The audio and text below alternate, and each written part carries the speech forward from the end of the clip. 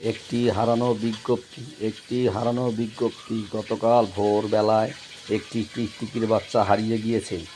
যদি কোনো হৃদয়বান ব্যক্তি পেয়ে থাকেন তারা টিকটিকির মার কাছে টুকটুকির কাছে পৌঁছে দিবেন।